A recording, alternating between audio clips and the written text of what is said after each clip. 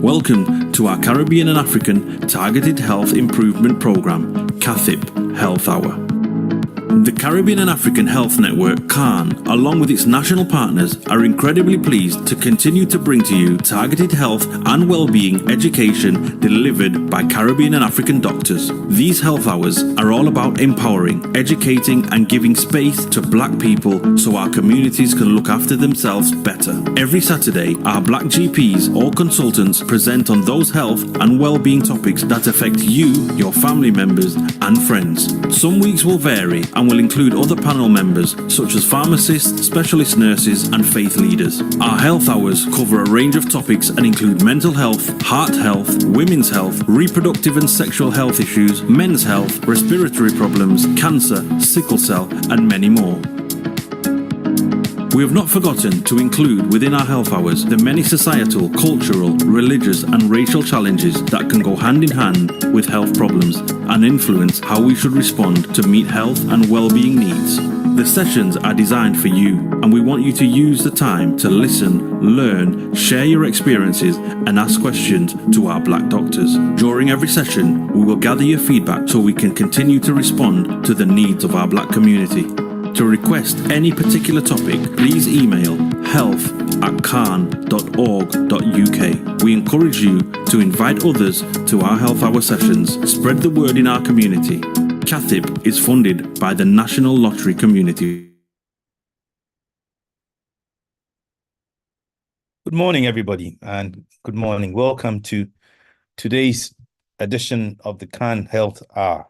CAN has been having these health hours since perhaps even before COVID, and we're in our fourth to fifth year of producing these 1 hour health talks on a Saturday morning. I think we've been it's been unbroken. We haven't stopped since we started, and for this I think CAN should be roundly congratulated. My name's Michael Sapong. I'm a dentist and I practice in Manchester in the northwest of England. And I welcome you to today's session. It would be nice for us to find out exactly where you're watching and listening from, because we try to reach all the four corners of the globe and we always want to know just how successful we have been in doing that. Today's session is entitled Harmful Day-to-Day Practices We Rarely Talk About, and it's delivered by Dr. Loretta Oduware Ogboro-Okor.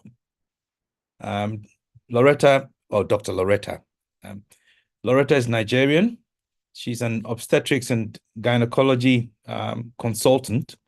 She's a medical simulator expert. She's an author. She's also a woman and youth health advocate. Added to all of this, she's an educationist, and she is also in sight of a PhD in law and criminology. So we're very, very pleased and we're very, very honored to have Dr. Loretta present to us today.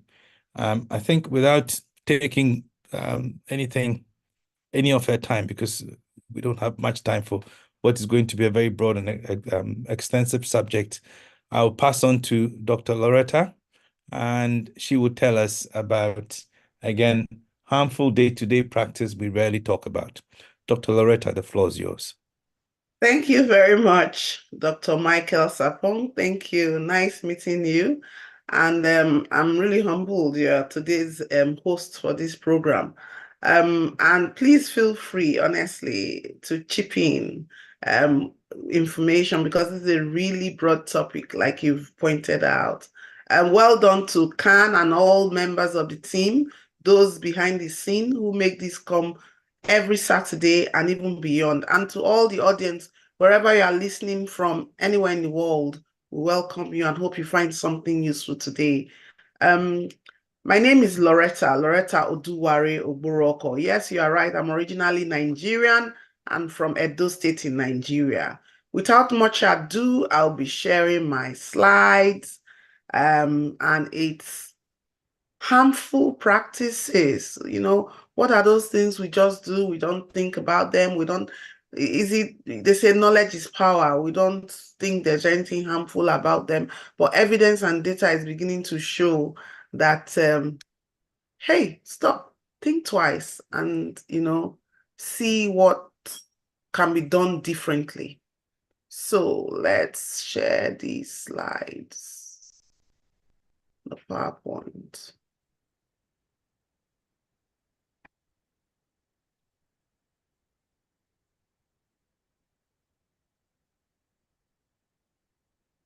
Can we see my slides?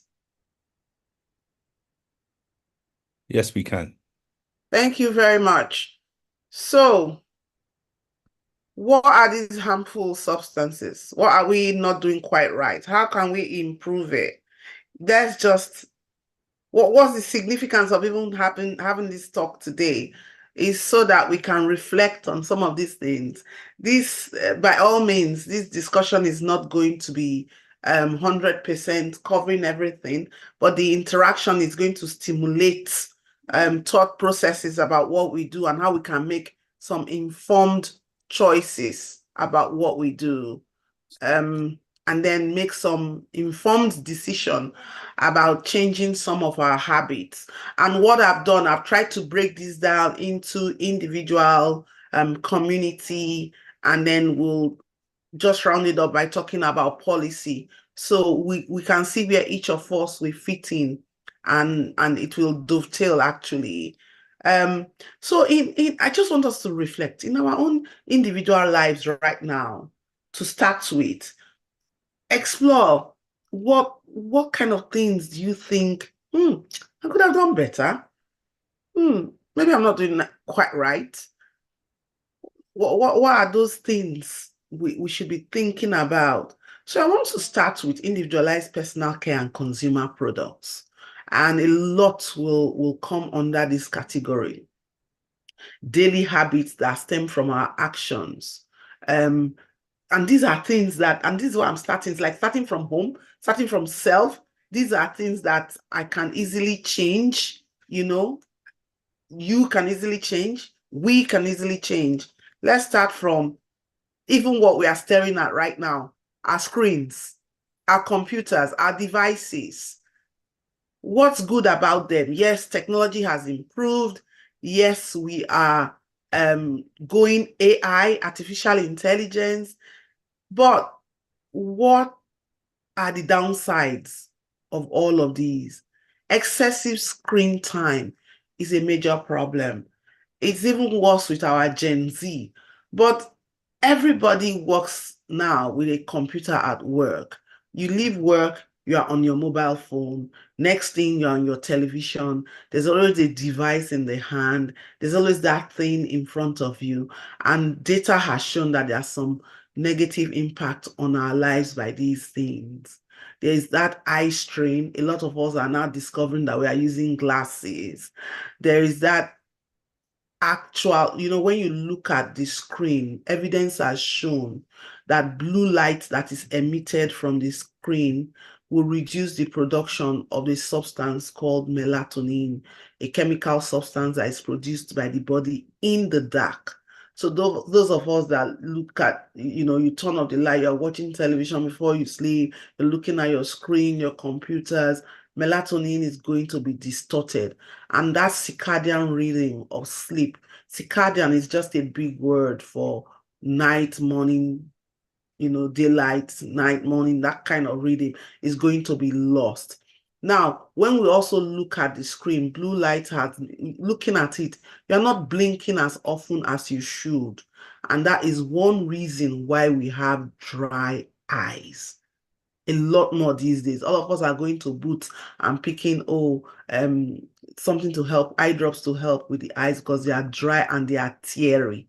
A lot of it is from using the screens excessively. Of course, there's the mental health effects, increasing anxiety and depression.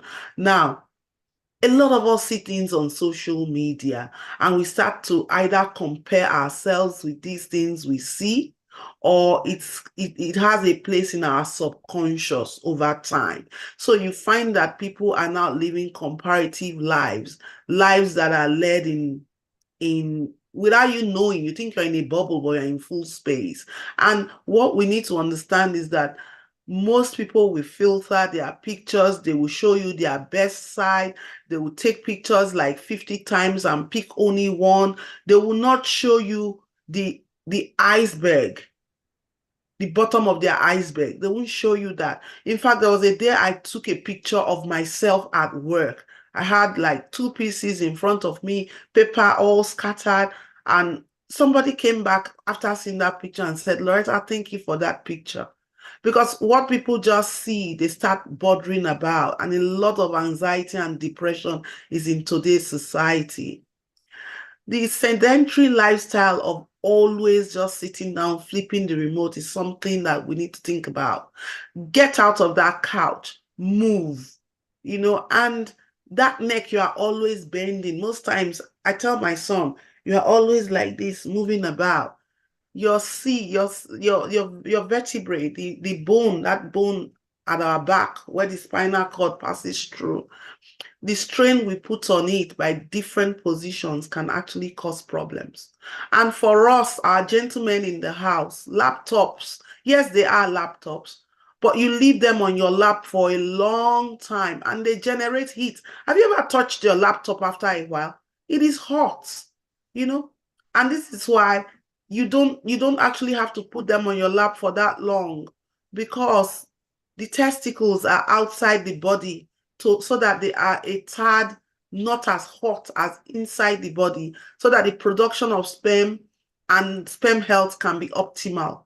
But laptops, tight clothing, long distance driving, and high impact sports can actually cause problems for the testicles. So your little tips, the things you can do differently: take regular breaks, get chairs and tables that are of your proper height and ergonomic situation. By ergonomic, I mean you moving about the place, what is easiest to pick. Keep screens out of the bedroom. Blue light filters and glasses, please invest in them. And set your limits. Set your limits. Be more active from the screens. Look at the environment. Sometimes now I'm driving and I tell my children, turn off all phones. We are going to discuss today. Have that human interaction. So these are some tips as well that you could do. Now, the next thing we'll move on to, still with ourselves as individuals, is mindful consumption. We are most times consuming, even as a producer of salt, you are consuming something else that you don't produce. And when we say consumption, most times people think of food. It's not just food, it's the items we use. Okay, so first, let's start with the proper one that everybody understands as consumption, which is food and water. It's very important that we take adequate water. You're supposed to take at least 2 liters every day. How do you take it? It's an interesting question. Ideally, when you wake up, help yourself to a glass of water. And through the day, drink water to test. And make an intentional decision to drink water. You have a phone these days, it's not just for Facebook and WhatsApp. Set alarms. And ideally, it is actually being propounded that you take water not just before you eat, but wait a while after eating and drink water, so that you don't dilute the gastric juices. And this is something we often do. I don't know about other people, but when you are eating, my mother would say, be drinking water. As you're eating, drink water. Yes, if you're choking, if you feel the food's not, yes, you could. But otherwise, actually finish your food and then wait a few minutes and then drink water, because you want the gastric juices to be optimal in their concentration to facilitate digestion. Hydrochloric acid in the stomach, you need it to be at its proper concentration. And the consequences of us not taking this water is water helps to flush everything in our body and pass it out after going through the liver, the kidney, and you wee it out. And of course, even in our pool, there's a significant amount of water. In fact, it's when there's no water and no fiber, you're really, really constipated. So imagine where there's no water, everything becomes concentrated and dry. You start having stones precipitating out. You now have kidney stones. You have urinary tract infection. And when you don't drink, you have headaches. You come down with headaches. So some of us wake up in the morning and we're like, oh, I'm having a headache because we don't drink enough. Little habits we need to optimize. Drink a lot of water. And I'm not saying, when people say drink, we're not talking of alcohol and we're not talking of fizzy drinks, but we are saying water. Actually, it would be in our best interest to avoid fizzy drinks. They are carbonated drinks, we don't need them. Alcohol as well, we don't need them.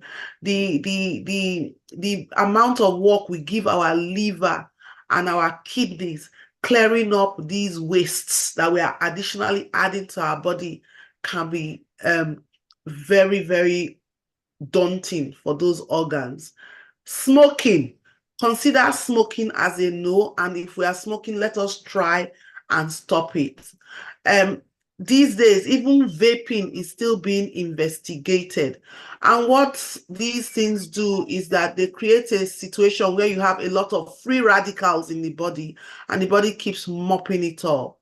The metabolites, the side effects, or the side products of the body clearing up a lot of these things we put in can actually have effects on the blood vessels, the kidneys, and especially blood vessels. You now start have very friable blood vessels or blocked blood vessels, and all of these things can impact on diseases of lifestyle like diabetes, hypertension, and of course, cardiovascular health. So what can you do differently? Make mindful choices, intentional choices. Eat your food mindfully. Try to avoid looking at a screen. I'm guilty, or doing something else when you are eating. Chew your food, masticate your food properly to allow saliva to mix well with it. That is the beginning of digestion, okay? And that will help your swallowing as well. If you don't masticate your food well and you're swallowing, you'll feel that, oh, I've just probably hurt myself. I don't know if you're eating things like tortilla or you don't chew it well. Some of us at one time or the other may have had that sensation. Mindful eating. Get a smaller plate. Take smaller portions. Increase the colors in our food. Greens, red, orange, those are the healthy fruits and vegetables that we need. A lot of people will say eat and then you eat your fruits. But the important thing I discovered on researching is that you should ideally eat your fruits first before you eat your meal. This is because you need that fiber to first be digested and to go ahead of the main meal, which may have more carbs and is easily digested. So these are little things that we've often done that we can actually change. And then be conscious of meal times. You don't eat and then go to bed. You need to eat. I have a friend, he eats pounded yam. Pounded yam. I think that's the height of processed, of carbohydrate, not necessarily processed carb. But he eats it in the morning and he's as skinny as they come because he's eating it at a time when he's going to burn it all out. Okay? He's not eating it at a time when after eating it, he goes into bed. Try to avoid eating after 7. These are a lot of things that we should think about and make mindful changes. And then there are healthy snacks. What are your snacks? What do you take? Are they nuts or are they donuts? So think about these things carefully. Then in terms of consumption, I'm now coming to personal care products. So there are a lot of harmful chemicals in some of the things we use, and evidence has shown that they are associated with things that can actually cause a reduction in our quality of life in terms of diseases and lifestyle changes that could happen for the negative when we use them. Mercury, hydroquinone, and steroids are a no-no. Mercury has been implicated in many cosmetics, and in recent times, we've tried to cut down on them in cosmetics. However, there are still places where the regulations are not as good as the United Kingdom, and people produce things in those places. So we need to be careful what we apply. If you have a product that does not talk about the ingredients in it, please don't use it. It doesn't talk about the active ingredients in it. Please leave it alone. Mercury is very harmful to the kidneys, and it was thought to be one of the reasons why there was an increasing surge of renal failure, acute and chronic, in times past, and people are needing more dialysis and renal transplant. Hydroquinone and steroids are things we should be mindful of. And apart from being from these skin products, I must quickly point out here that steroids for our men and women who are who are involved in bodybuilding and who want to keep fit, sometimes we go the extra mile of using steroids. And while they help with you building muscle mass, because this is what they also sometimes use in the agricultural industry to fatten up the livestock. While they help to build muscle mass, they can affect us negatively. They can tamper with the chemical hormones in our body and actually cause a lot of problems. In men, they can result and interrupt in the steroid testosterone production pathway and actually cause infertility. So you've seen very muscular men who you think, oh yeah, they've been very virile, but they are actually firing blanks because they've become infertile. Hair products have been implicated, and till tomorrow, relaxers are being investigated as some of the things that could contribute to increasing fibroid burden in Black women. And of course, nail polishes, formaldehyde. I'll point out here today, and disclaimer, please, I'm not trying to spoil anybody's business, but some of the preserved meat we buy, they are preserved with formaldehyde, especially in places where there are no regulations. Skin allergies and irritations have been known to happen. And of course, long-term exposure is often associated with cancer risk. And I've also talked about the reproductive issues. So what can you do differently? Always read. Read the contents of what is in the products you are buying. Natural products. Organic products cost a lot more. Do we know that if we wanted to actually invest in an organic meal in the United Kingdom, you are going to spend 3 times more than if you just wanted to take processed meal, canned foods, McDonald's, things over the counter. Beware of purchasing online where there are no regulations. Be a conscious consumer. Make that effort to actually say, okay, what is in this? And moderation is important in everything. Let me give us a tip. Vitamin C and vitamin E are known to mop up free radicals, which a lot of these things release. So take things that are rich in those substances. And importantly, vitamin C is not stored in the body. So when your mother used to say an apple a day keeps the doctor at bay, she actually knew what she was saying. Oranges are also very rich in vitamin C, as are pineapples and kiwis. Now, nanopeptides. Nano just means small. All of these small particles that you can see on the screen, you know, the polymeric nanopeptides, the artificial ones, they are actually found in certain products and have been found to be toxic to health.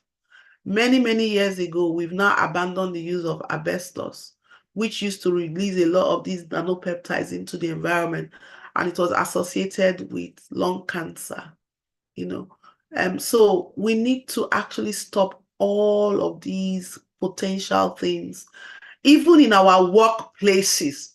Speak up and talk to your HR and talk to the persons who are responsible, your line manager, for making sure that hazardous substances are out of the workplace, and for actually making sure that what will make your quality of life better and improve habits that will make you better and live a better life is present in the workplace. Water containers, toilets that are easily accessible and that are clean, you know, getting proper keyboard covering for people as well in the workplace, especially for shared computers. So these are things, increase your awareness of everything and deliberately ask for these things. Nobody is going to come and give you what you did not ask for. Now, let's go into the environment. This is now part 2. Navigating what we think we can't change is so huge. Oh, whales are swallowing plastics. I can't do anything about that. There's global warming. I can't do anything about that. But, you know, each in our own way, and as a community, we can take smaller steps, and all of them will coalesce into one big action. Bob the Builder, that simple cartoon, it keeps saying, Bob the Builder. Can we fix it? Yes, we can, as a group, you know, as a team. Now, think about reducing your own carbon footprint. Reduce the amount of plastics you use in the home. Just before we started, I was talking with Dr. Michael. I mean, when I was growing up, we used to make our moi moi with leaves. You know, those particular leaves were organic. And then we all rushed to plastics, cellophanes, and those things also release nanoparticles into our food, and they're also harmful for the environment. So let's stop them. We don't need them. And when you are buying things now, we all go, thankfully, the small step taken by the grocery shops, the big companies, we all now go with our own bags, and we are reducing the plastics in the environment. So reusable bags, and make those small decisions to get those things that are recyclable that you can keep using in the house. Sometimes people hand down things, not because they can't buy a new one, but to save the environment. So let's think about these things. Things like car sharing to work will reduce the emissions if 5 of us were to drive to work, and one of us drives and takes the rest of us, and we all work in the same place. So we are making a big difference. And of course, air pollution. We need to actually think about reducing air pollution indoors. When you are cleaning, what kind of cleaners do you buy? There are those that used to contain a lot of aerosol, but now they are making those that don't. So look and read the green ones, the ones that have less effect on what you are doing. And for us, please, especially us in the house when cleaning, endeavor to wear a face mask. Endeavor, if it's just a simple regular one, so that you're not directly inhaling a lot of these things, because they can cause respiratory diseases, allergies, and on the long term, cardiovascular issues. Wear your gloves. Protect your hands. Your hands are always in washing liquids. Just get into these little habits. Make that change today.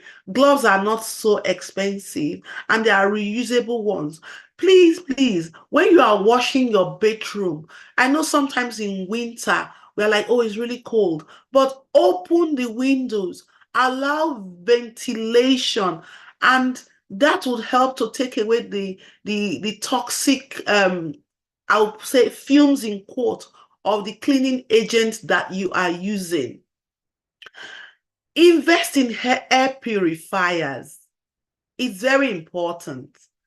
I didn't used to use them until I started having a lot of hay fever, and I used to dread summer, but I invested in them, and I also decided that, oh, okay, what next do I invest in to keep this house,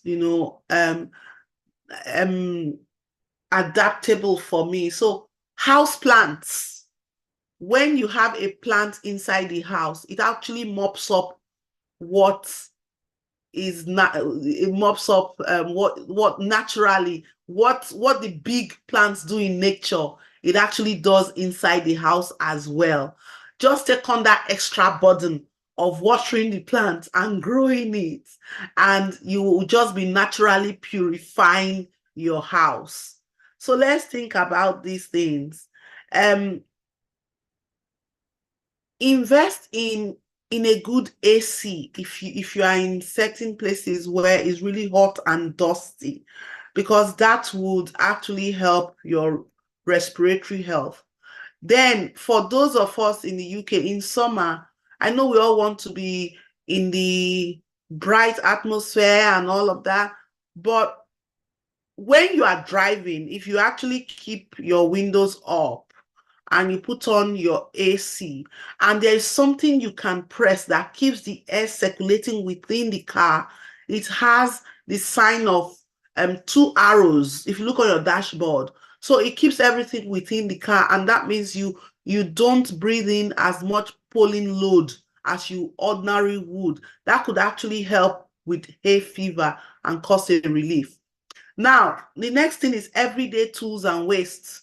From our kitchen especially, I've spoken about them, and they are significant health risk. So dispose of them. In the UK, we do a lot of recycling. Please, please endeavor to help the system and do your recycling properly. Make informed choices, of actually being decisive and putting the plastic where they should be put, putting the cardboard where they should be put, and even recycling in your own house. Nothing stops you from the gift bags you were given at Christmas or your birthday. Save them well, and then you don't have to buy. You save money, and you save the trees, and you save the plants, and you can use them to give presents to someone else. So we need to really think out the box, and of course, plastic bottles, think of how you can reduce them. Endocrine disruption I've talked about, and even wildlife. We've heard of how the whole place is warming up from all that we are doing. And in some places, bushfires, they are not helping as well. Look for safer alternative, biodegradable materials that can easily be broken down by microbes. Aluminium leaches into food and increases the acidity. So especially when we are using that salt, and there's food in that salt in the food. So think about that. And there has been a link with a potential risk of Alzheimer's and demineralization of bones. Safer alternatives are your brown paper, your silicone, and other options that you can think about in the kitchen. I've talked about toxic waste in the environment and what we can do differently. We were talking about London water. It's very hard water. What can you do differently about it? Some people tell me they boil it. Some people say they just get their own water. Think about what you can do to improve your own health and reduce the chemicals. I want to put this out there that sometimes we do things that we don't know that the long-term effect can be very debilitating. Every day now, everybody is using one device or the other. We are doing hands-free. Our ears are always plugged. Now, what happens is you wear earphones all the time. You are actually putting that sound directly to your eardrum, and it's hitting it at a higher decibel. So in a few years' time, I was reading a study that said we will have more people with hearing impairments. So when you can manage it, do away with all of these things. Take those earplugs out of your ears. Take those headphones away. Interact with your environment. And also for safety reasons, You are sat next to somebody, the person has just had a cardiac arrest, but you don't know because we are all wearing earphones. You know, we are all engrossed in that thing, one thing or the other.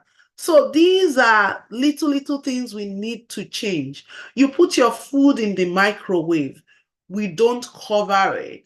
Apart from the fact that it's going to splatter about the place, did you know that when you cover your food in the microwave, you are going to increase the steaming up and increase the temperature, which is going to make sure that everything is properly cooked evenly, you know, evenly. You put your food on the microwave, you don't make sure that that spinner is working, you just leave it there. It's not going to cook evenly. And when food does not cook evenly, especially the ones you bring out from the fridge or the refrigerator, you are just going to have a lot of bacterial load in it. And this can lead to food poisoning as well. And of course, you can block off, even though they say the radiation, the micro radiation is safe. Yes, it is. But take off as much as you can humanly do as well. Finally, I want to tell us something, a story. I mean, this is the age where we are all very busy. We cook things, we put in the fridge, and we jet off and we eat it when we come back. Please, please, please, I want to tell us, once you bring something out of the fridge and you defrost it, use it.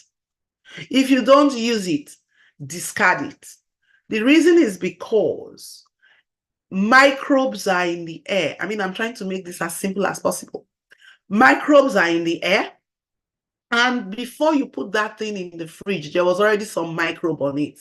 So what cold does, what reduction in temperature does, is to slow down and completely reduce, in most cases freezing, the activity of that microbe.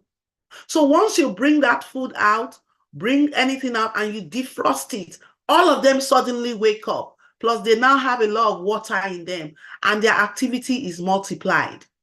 So you find out that the microbe load increases exponentially. So when you don't use anything you've defrosted, please kindly do away with it. I will end here for now and ask a few questions. What can you do?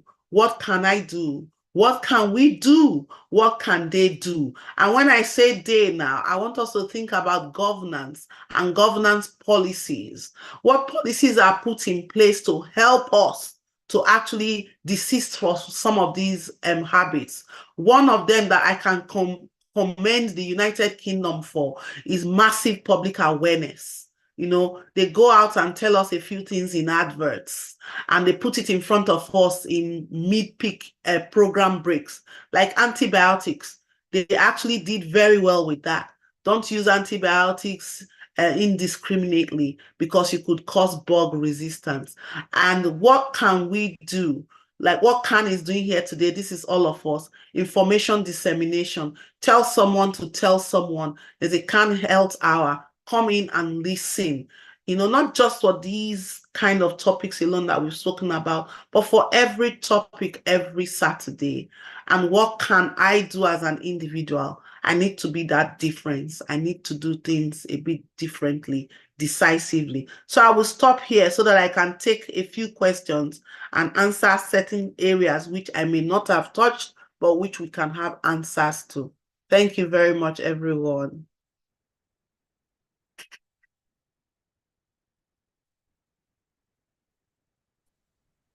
Thank you.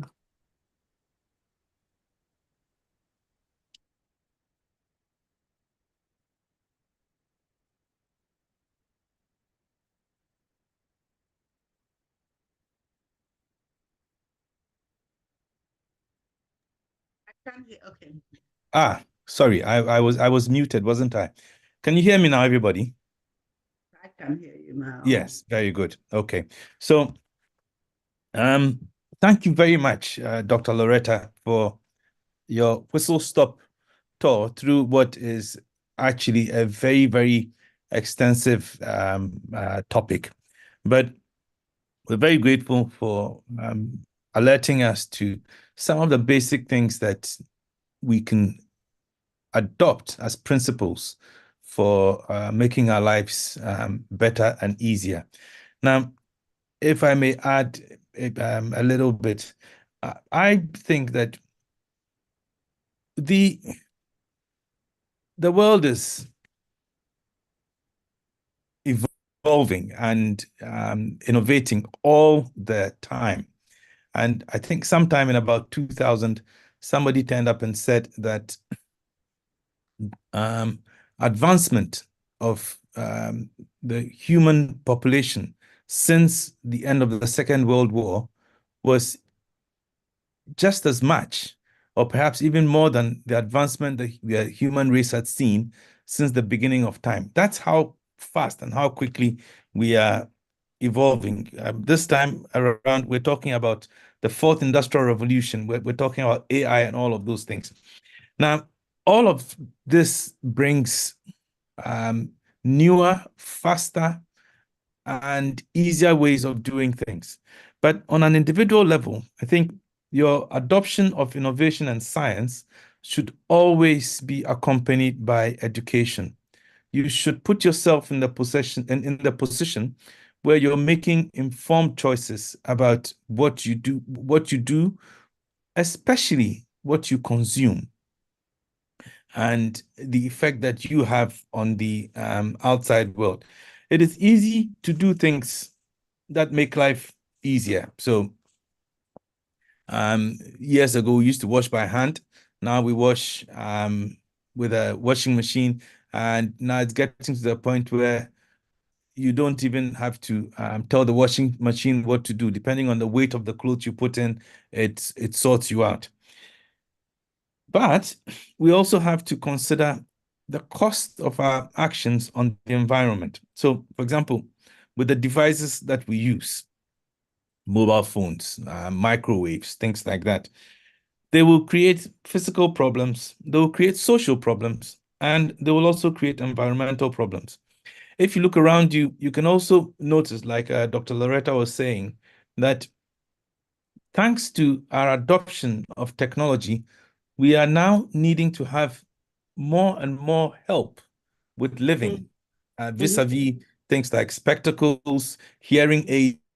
Those things are just booming industries. And it's simply because our adoption of technology comes at a cost.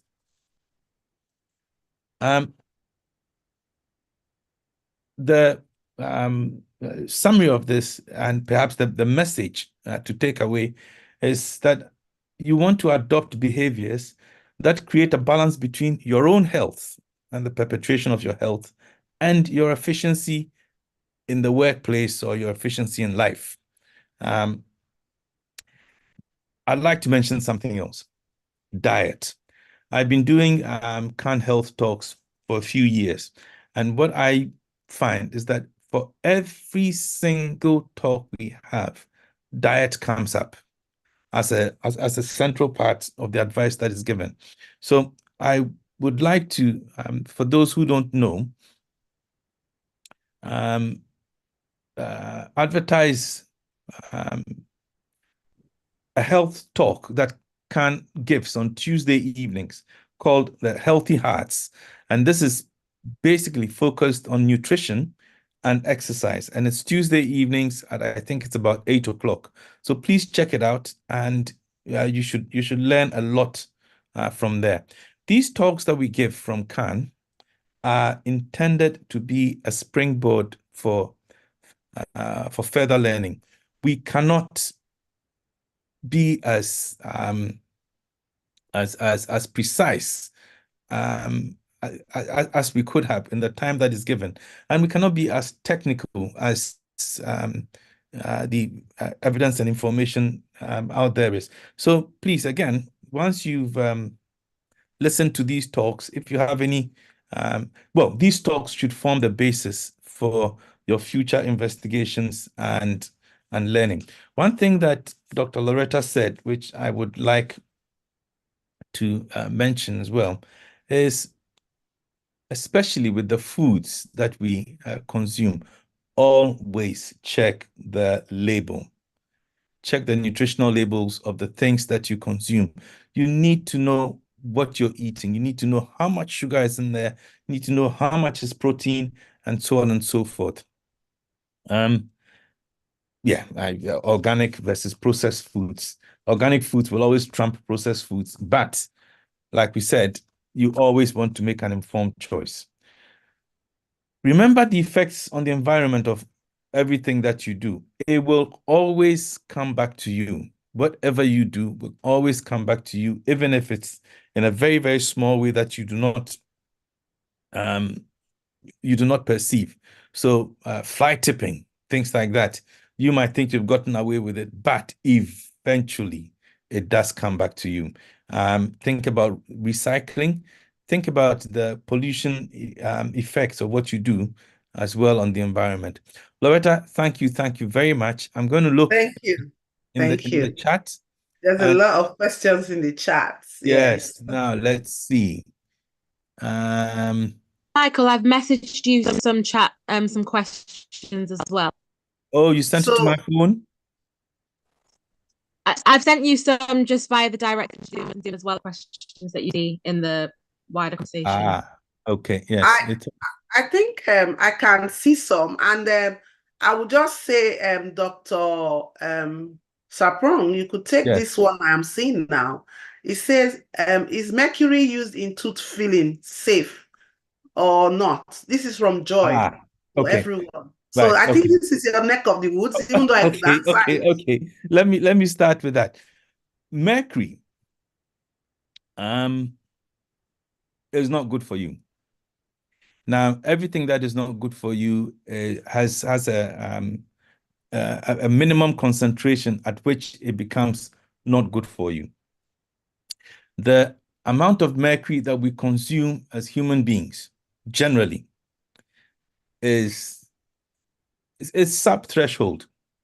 The fish, if you have a fish diet, you will definitely get more mercury from your fish than you get from your tooth fillings.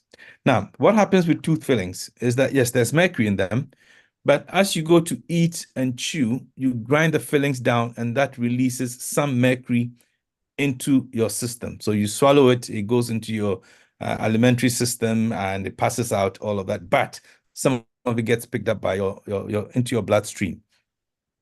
The scaremongering part of all of this is that many years ago, this was before 2000. Yes, I was in, somebody did some research, and what they did was they got some sheep, and they sedated the sheep, and they put fillings in, basically plenty fillings in all of their teeth. Some of the sheep got 3 fillings, some would get 8, some would get 10. Then over time, they would go to the sheep, they would take a blood sample, and they would look for mercury. And these people found a lot of mercury when the sheep had many fillings. So it was scare and panic time.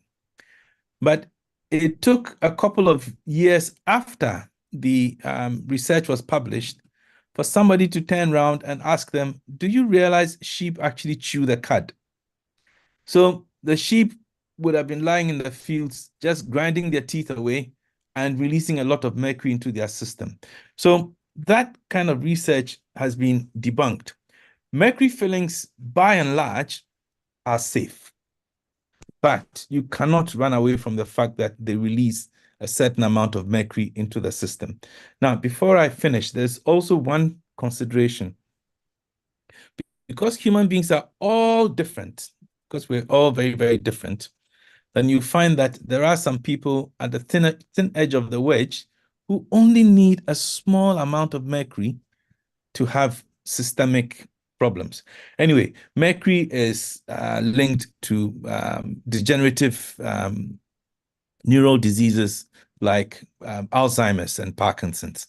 So I hope I've given enough information on mercury fillings and toxicity. Thank you. Thank you very much. Can we hear me? Yes, I can hear you. Thank you very much. I'm glad we're here to actually talk about that. Then iPhone to everyone says, Doctor, you talked about masticating your food very well. I'm a very slow eater, and my family laughs at me because of this, but I need to chew my food properly. I feel better now for it, and I can't eat quickly. Well done. So keep masticating your food well so that you can actually mix it properly with saliva. We'll go on, and somebody said, can I have the link to your program on Facebook? Again, which has been promptly supplied. So Caroline, you have your answer. And then thank you, Dr. Loretta. Very good and comprehensive. You're welcome. Very welcome, Lorna. Thank you. This was truly educational and informative. Thank you to Lorna.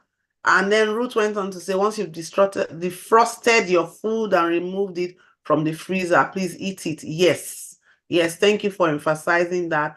Does anyone else dread summer? Benedict Aristotle, don't dread summer. Just make those little changes I talked about, get those curtains as well that blot out the prolonged daylight so that melatonin can be released and you can also sleep well. So that's also important for summer.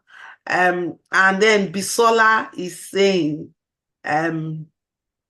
Ruth said we should make sure we ventilate our homes after using cleaning products to prevent the fumes from substances such as bleach. Very true. Well done. Bisola Sonoki is saying the choices we choose to make today will shape the future we deserve. This is everyone's responsibility and not just for a few. Honestly, I can't thank you enough. You are right. Prevention is better than cure. And the opportunity cost of our actions is the choices we make is the opportunity cost we forgo, as they will say in economics. So that's really true. Oh, someone said they were not hearing. I'm so sorry. I hope that was rectified. Certainly something to be raised in the workplace. Yes, Benedict Aristotle, I agree with you. And yes, Ruth, we've talked about mercury. Our bodies are 70% water. Very true, Ruth. You are right. So give your body 70% of what makes it up. Don't be stingy. Give your body 70% of what makes it up. Drink water, drink water, drink water. Then Lorna is saying she wants to know examples of SLS, SLEs, and what they are. Okay, I will explain. Just like Dr. Sapong was saying, we try to keep these things without the medical jargons or big scientific words. But SLS are sodium lauryl sulfate, and those are actually like the things that make your soap to foam a lot. They are like an enhanced form of surfactants that will break down death, break down the molecules of death. And SLEs are sodium lauryl ethylate. They are the same kind of substances. Actually,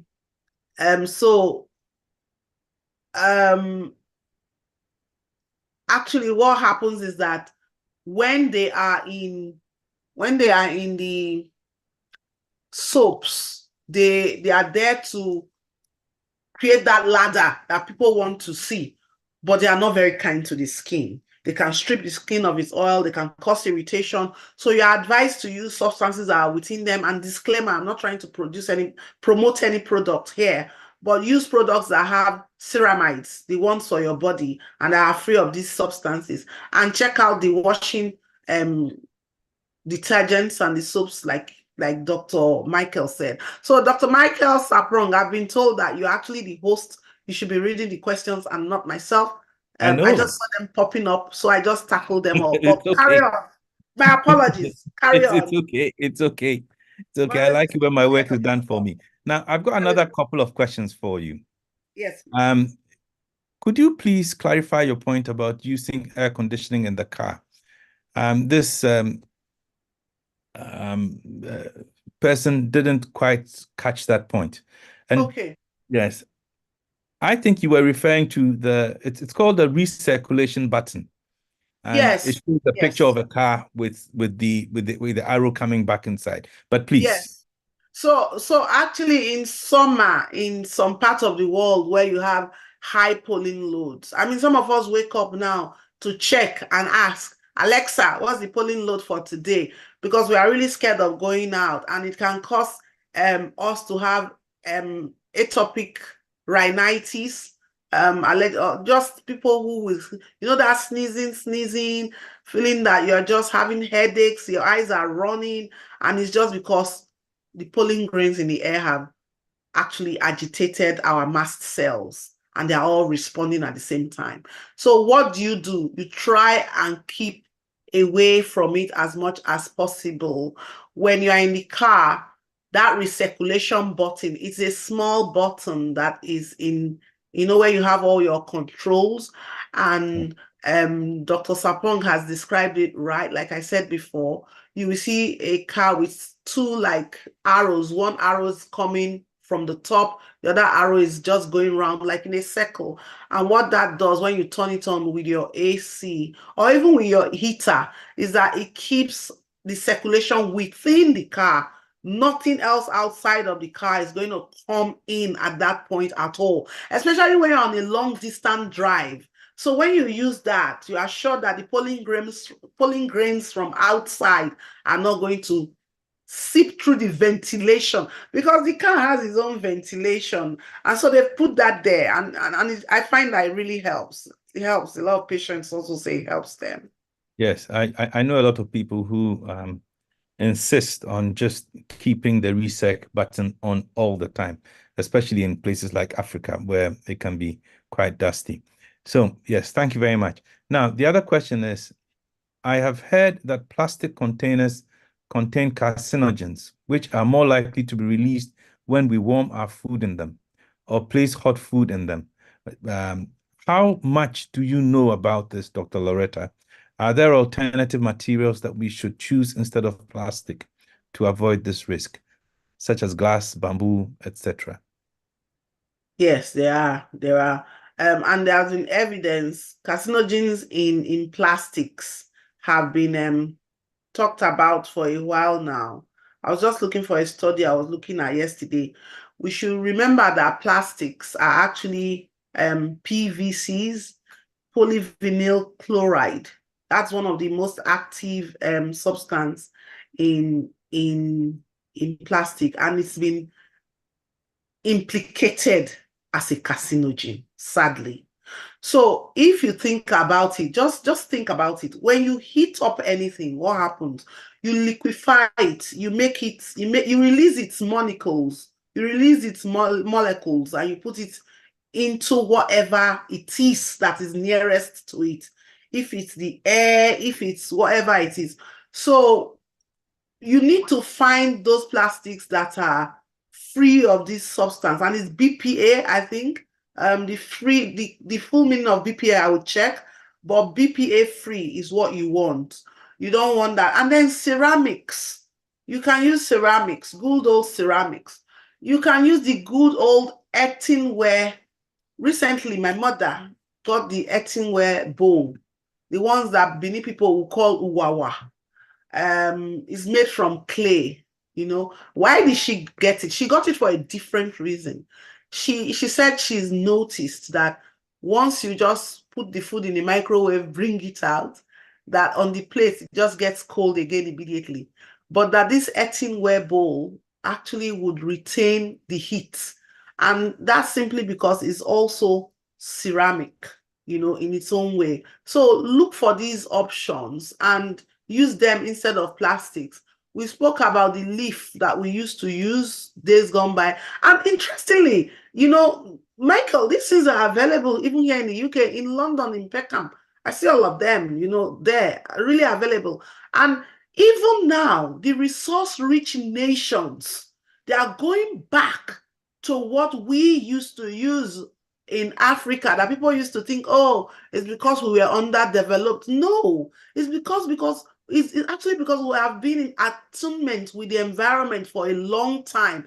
And to be honest, some of this has been the cost of industrialization. Let's be honest, So going back to these things, like the bamboo sticks now are being used, and paper straws are being created, bamboo straws, paper straws, instead of the heated plastic straws. So make these changes, these little Okay. changes in your own Loretta, home? I'll have to step in because we're beginning to enjoy ourselves too much. We're running out of time. There's one more question, which if you can answer very quickly for me, then I will pass on to Khan for any closing statements. Now, it also says, yes, it says you mentioned hair relaxers. And why are women still using it? The shops are still full of them.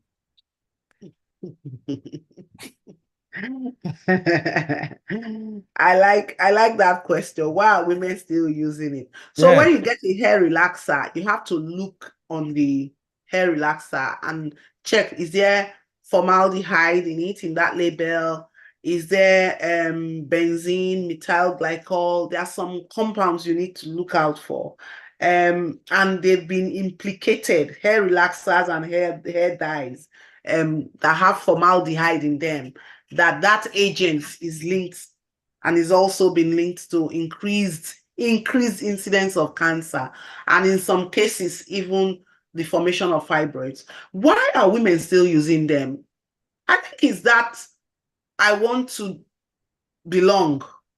Now, a lot of women are saying we don't want them anymore. A lot of women are going natural. They are having their braids. They are doing their locks. They are keeping their natural hair. I must be honest here, and this brings me to even my subject matter of my PhD, which is actually contemporary slavery and trafficking. Now, along colonial lines, what happened was that the colonialists came in and actually preached their own gospel. And most times you want to look like your master. You want to look like that person who you think is in charge and has everything. So over the years, Black women actually started retouching their hair and using lipsticks. You know, we need to understand that these things, we don't need them. And some of us are coming to that realization now. The industry is beginning to lose market, but there are million-dollar industries. They will continue to target the population. They'll continue to do these adverts that will make you think that's the next best thing. But the important thing is awareness and understanding, and that ability to know that I can manage my own hair. I need to research it. Because each time we say, oh, the hair is not manageable, easy is not often the way out. You want to be able to manage your hair. You want to do the quickest thing, the braids, so I'll just relax it. It's not the way out. You want to look like the other person, keep how you look. I think these are the reasons why women are still using them. And if you use them, we are not judging you, please. We are just saying, find a better alternative. Maybe start gradually. Instead of relaxers, consider softeners. What do they call those ones again? They're texturizers. Gradually reduce the product load and see what works for you.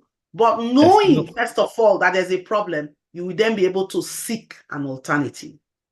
Yes, well, there's recently been a lot of interest in shea butter and cocoa butter and things like that. And I hope that as Africans, as Black people, we will invest some of our time and energies into releasing the benefits of some of these natural products to replace a lot of these synthetic things that invariably do us harm. Now, it looks like we've run out of questions. You've still got a few. I was informed after I panicked that we had another 10 minutes. So, Dr. Loretta, you've still got another 5 or so minutes if there's a point that you would like to make. All right. Can I take those? Can you just let me take those other questions then, if you read them out? No, we ran out. No more questions. Oh, okay. Excellent. Yes. Excellent. So I think... Can I ask a question? Yes, you can ask a question, please. Okay. I'm sorry, but I didn't hear everything from the beginning, but I just wanted to know, there's a lot of mentions of toxins and stuff like that. And to be honest, when you say to look at labels, you need to know what you're looking for in order to be able to make an informed decision. I find that a lot of the labels, I don't know what's good and what's bad. Most of the namings on there are so medical that I wouldn't have a clue what they all mean. So how do we go about you can say research, but obviously you just need to know how to research and what you're looking for in order to be able to know what's good for you and what's bad for you. And also things like when you talk about hairs and your hair, what you put in your hair. I mean, I didn't even realize that, even doing your fingernails, as in putting nail polish was bad. I'm looking at it as you're talking. I'm thinking, oh my gosh. I mean, I do it not often, but just so that it's colored and it looks nice. But I wasn't aware that we have all that kind of toxins.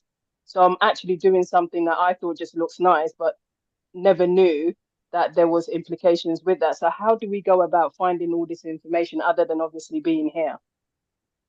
Thank you, Caroline. I think the first thing that you said really made a lot of sense. What do we look out for? How do we even know those things to look out for that are not right?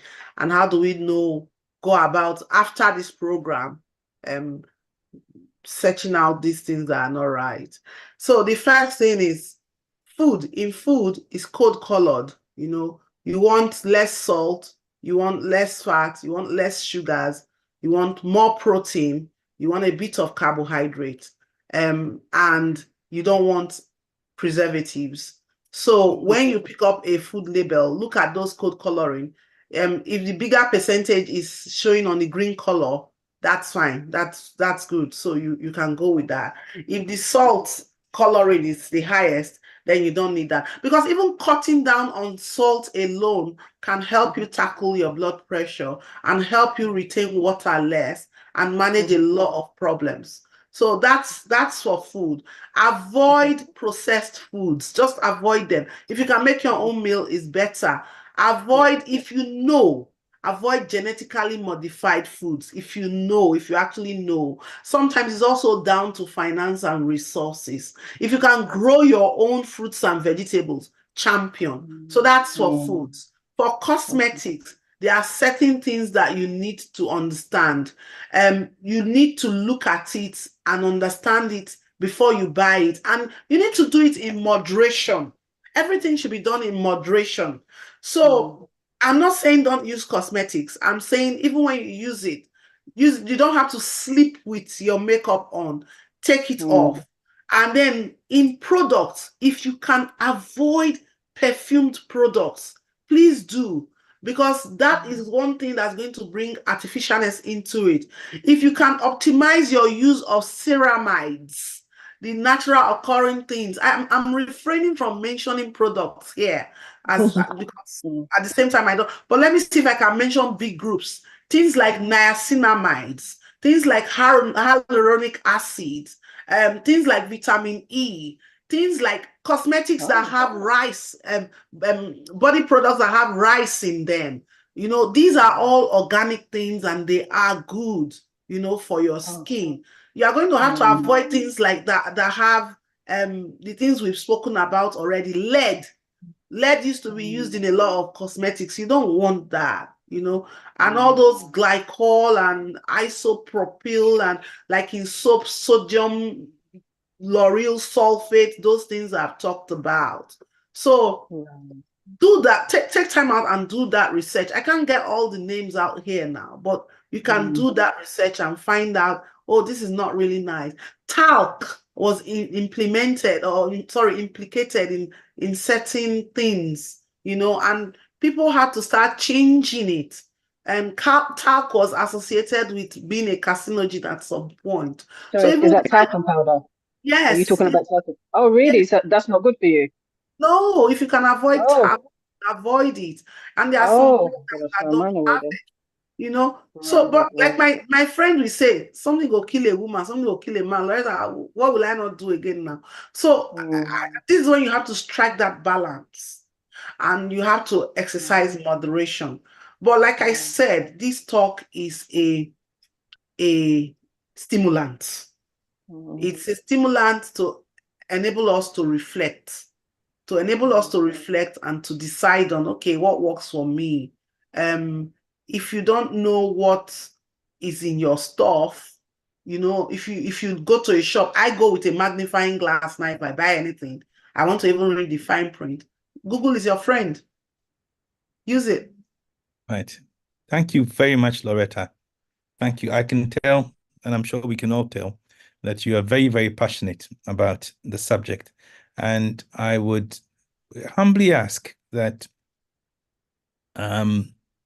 maybe you prepare yourself and in a few months, certainly within the year, come back and give us a refresher on this subject, which is vitally important.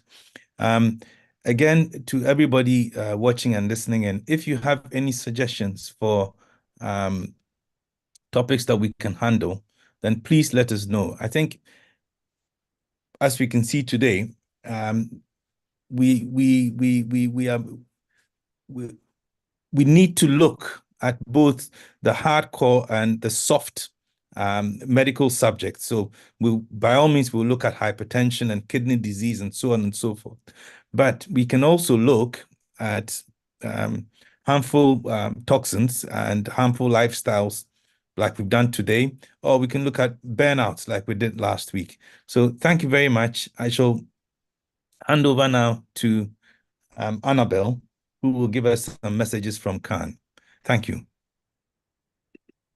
Thank you so much, Dr. Loretta. That was very, very informative and insightful. And I'm actually looking forward to having a session like this again.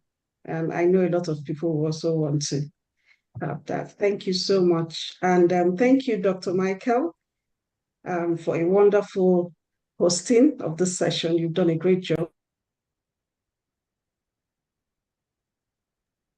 Sorry about that. I think I was just muted by the host. Can you hear me now? Sorry. We can hear you very well. Yes. Thank you. Yeah. Thank you. I don't know if you heard what I said earlier on, because I just thought I was muted.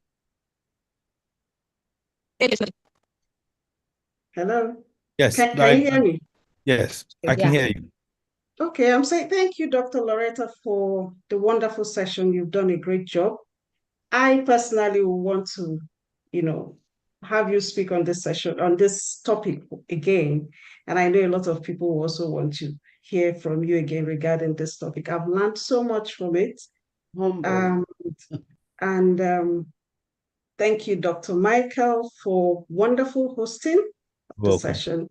And thanks to everyone who has been part of this session. Thank you for participating and thank you for listening. And I'm sure next time when you're here, you come with your friends and families because there's a lot to learn. We cannot overemphasize the importance of, sections like this that gives us this kind of information. So, but before we say goodbye, I will briefly take you through some of our upcoming events and some of our services that you can as well benefit from. So just give me a few seconds to share my screen.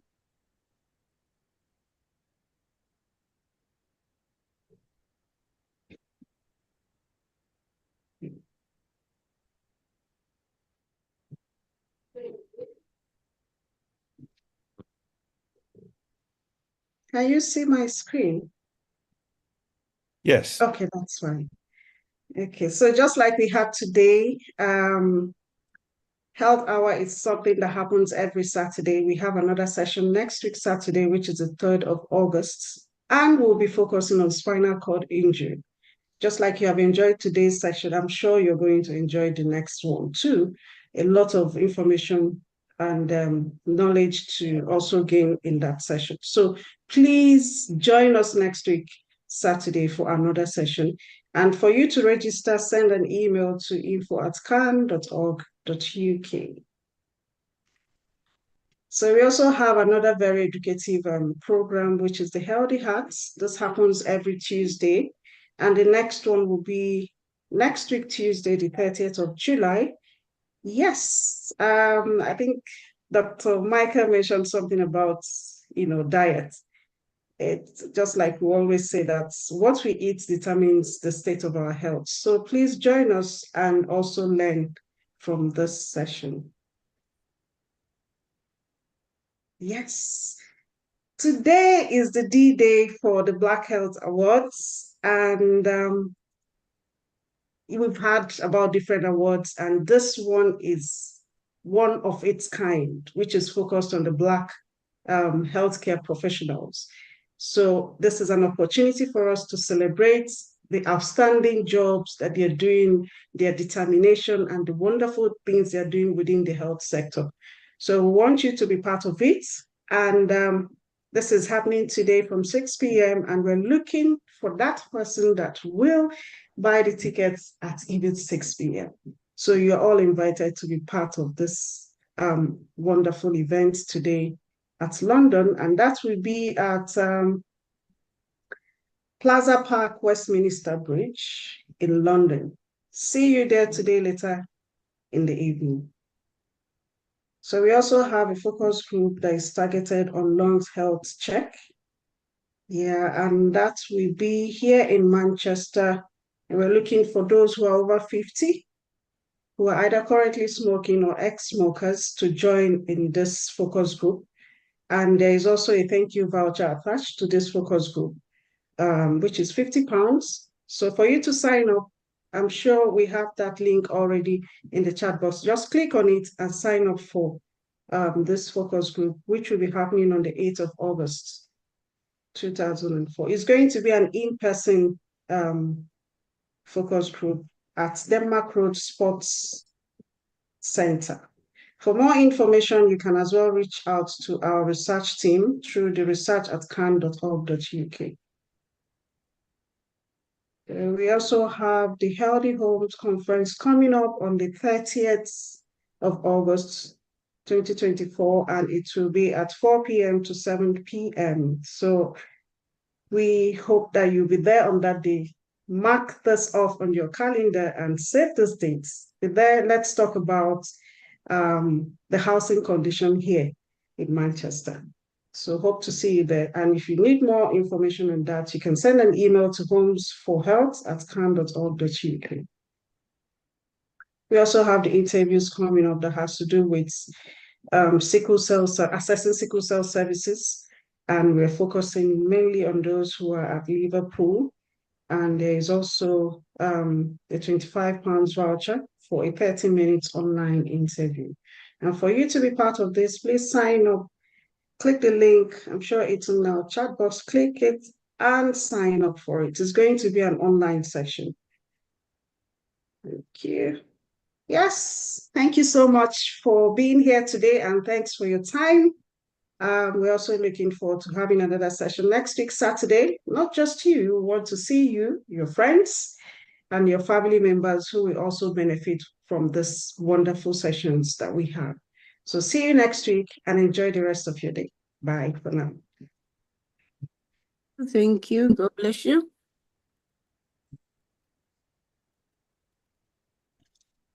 Thank you for one section. Thank you. Bye, everyone. Bye.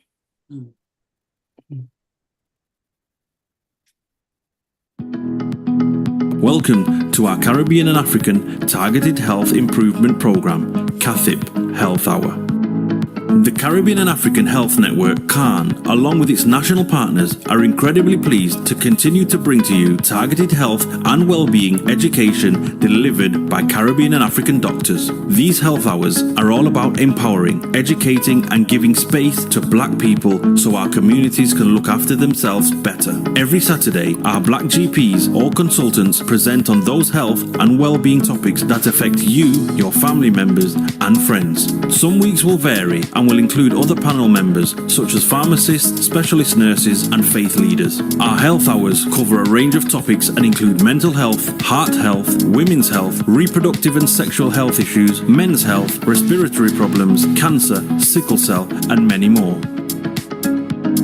We have not forgotten to include within our health hours the many societal, cultural, religious, and racial challenges that can go hand in hand with health problems and influence how we should respond to meet health and well-being needs. The sessions are designed for you, and we want you to use the time to listen, learn, share your experiences, and ask questions to our Black doctors. During every session, we will gather your feedback so we can continue to respond to the needs of our Black community. To request any particular topic, please email health@can.org.uk. We encourage you to invite others to our Health Hour sessions. Spread the word in our community. CATHIP is funded by the National Lottery